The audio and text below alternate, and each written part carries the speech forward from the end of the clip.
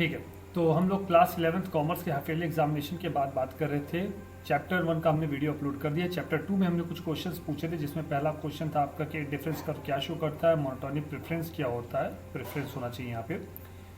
Next question था marginal utility क्या होती है, इक्वी मार्जिनल यूटिलिटी क्या होती है, बजट लाइन स्ट्रेट लाइन क्यों है, और एमयू और टीयू का रिलेशनशिप क्या है। हम लोग एक सीक्वेंस में इस पर बात करेंगे। सबसे पहले बात करते हैं मार्जिनल यूटिलिटी क्या होती है with the help of numerical example. इसी के साथ हम लोग रिलेशनशिप बिटवीन टीयू और एमयू को भी ऐड कर लेते हैं। हमने आपको बताया था क्लास में, अच्छा जैसे कि हमको पता है कि हम लोग ऊपरी लेवल पे बात करें, पढ़ाया जा चुका है। एमयू का मतलब होता है एडिशनल यूटिलिटी, ये हमने बताया था। एमयू का आप चाहते तो एडिशनल यूटिलिटी का पूरा मीनिंग लिख करके आप फॉर्मूला लिख सकते थे, जो कि होता है आपका delta T U upon delta Q, यानी डेल्टा का मतलब यहाँ change in total utility upon change in quantity होता है। अदरवाइज एक और फॉर्मूला होता है marginal utility of N is equal to total utility N minus total utility N minus one. इसको भी एक्सप्लेन किया गया था क्लास में। Additional satisfaction that a consumer get from having one more unit of goods and service, किसी एक चीज को और अधिक कंज्यूम करने से जितना उसको सेटिस्फैक्शन मिलता है। पहली रोटी खाए सेटिस्फैक्शन हाईएस्ट मिला, दूसरी खाए, ये एग्जांपल दिया गया था क्लास में आपको। अब बात कर लेते हैं टोटल यूटिलिटी क्या होता है, क्योंकि हमको relationship between TU and MU बताना है। तो total utility is the aggregate summation of satisfaction और fulfilment that a consumer receive through the consumption of goods and services, यानी कि जितना आप चीज़ों को कंज्यूम कर रहे हैं उससे आपको एडिशनल सेटिस्फैक्शन मिल रहा है, और इन सारे एडिशनल सेटिस्फैक्शन को अगर आप जोड़ दें तो आपको क्या मिल जाएगा, टोटल सेटिस्फैक्शन मिल जाएगा, टोटल यूटिलिटी मिल जाएगा, यानी कि summation marginal utility T U is equal to summation M U. ये दो फॉर्मूला हमने आपको क्लास में बताया था।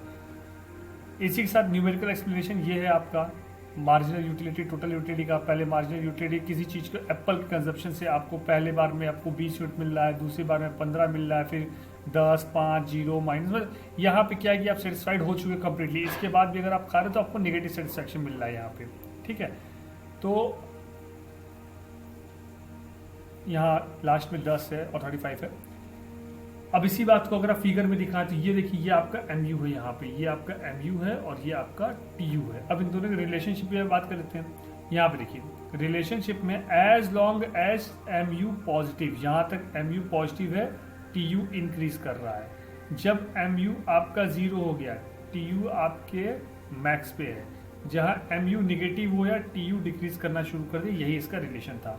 नेक्स्ट क्वेश्चन की ओर बढ़ते हैं। नेक्स्ट क्वेश्चन क्या है आपका, इंडिफरेंट कर्व क्या शो करता है। सबसे पहले जान लेते हैं इंडिफरेंट कर्व होता क्या है। इंडिफरेंट कर्व अगर आपको याद हो तो हमने एक कर्व बनाया था, कुछ ऐसा हुआ करता था। इंडिफरेंस कर्व आपको याद होना चाहिए, कुछ ऐसा होता था। एक्स गुड्स वाई गुड्स का ऐसे हम लोग बनाते थे, अलग अलग कॉम्बिनेशन था। यहाँ पे आपका गुड्स एक्स हुआ करता था, यहाँ गुड्स वाई हुआ करता था, कुछ ऐसा था। आपको अगर याद हो तो, अगर पढ़ा हो तो आपने, तो an indifference curve shows the combination of two goods, दो गुड्स का कॉम्बिनेशन, किन दो गुड्स का, एक्स और वाई का कॉम्बिनेशन शो करता है। ठीक है, क्या है, जिससे आपको इक्वल सेटिस्फैक्शन मिलता है, यानी कि एक इंडिफरेंस कर्व एक ऐसा कर्व है जिसपे आपको इक्वल सेटिस्फैक्शन मिलता है। यही बात आपको बतानी थी। मोनोटोनिक प्रेफरेंस क्या होता है। मोनोटोनिक प्रेफरेंस का मतलब होता है, रेफरेंस नहीं, आप प्रेफरेंस होना चाहिए, अगेन यहाँ मिसप्रिंट है। ठीक है, means that a rational consumer always prefer more of a commodity होना चाहिए as it offer the high level of satisfaction, मतलब जिस चीज़ से उसको अधिक सेटिस्फैक्शन मिल रहा है वो उसको और अधिक कंज्यूम करना चाहेगा, ये उसका मोनोटोनिक प्रेफरेंस है। अगला क्वेश्चन है कि बजट लाइन एक स्ट्रेट लाइन क्यों होती है। अगर बजट लाइन आपको याद हो तो बजट लाइन कुछ ऐसी होती है, यूँ होती थी बजट लाइन। ठीक है, अब ये पूछ रहा है कि स्ट्रेट लाइन क्यों है। सिंपल से कारण है, क्योंकि जो प्राइस रेशियो कांस्टेंट है, जो प्राइस है उसका कांस्टेंट है। बजट लाइन में स्ट्रेट लाइन नहीं बनेगी ना, क्योंकि कांस्टेंट है प्राइस। अगला क्या है आपका, explain the law of equi marginal utility क्या होती है। ये थोड़ा सा डिटेल में बात कर लेते हैं, हालांकि डिटेल में बात करना नहीं चाहिए, टॉपिक ओवर हो चुका है हम लोगों का।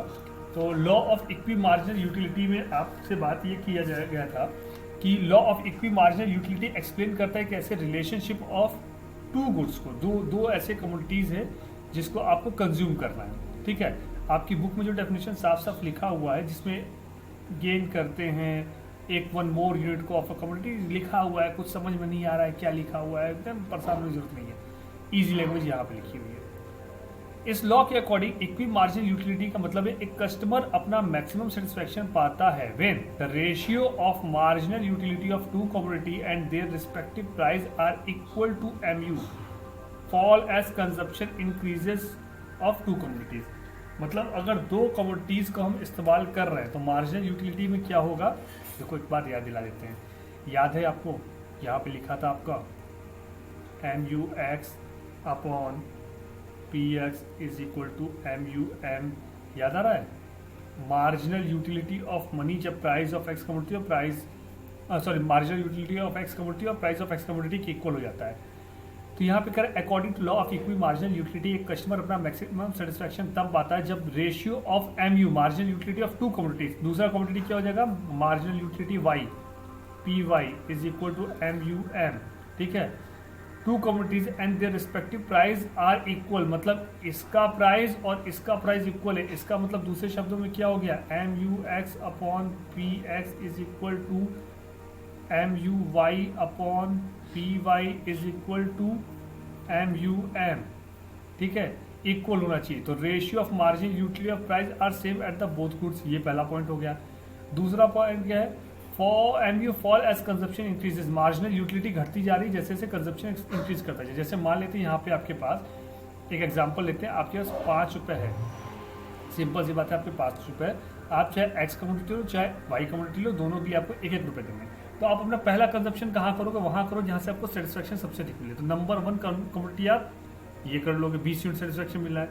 नंबर 2 आप ये ले लोगे, 16 यूनिट मिल रहा है। नंबर 3 में आप ले लोगे 14 यूनिट का सेटिस्फेक्शन। नंबर 4 में आप ले लोगे, चाहे इसको ले लो चाहे इसको ले लो, दोनों में ही आपको कोई भी ले लो, 4 ले लो चाहे 5 ले लो, इसको चाहे इसको 5 ले लो, इसको 4 ले लो, ठीक है, कोई फर्क नहीं पड़ता।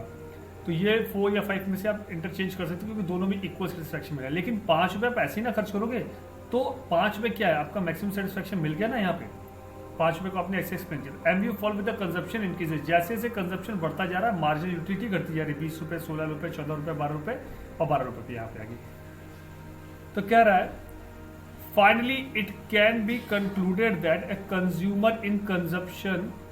consumer in consumption of two commodities will be at equilibrium when he spend his limited income in such a way that the ratio of marginal utility of two commodities and their respective price is equal to MU4. Thank you.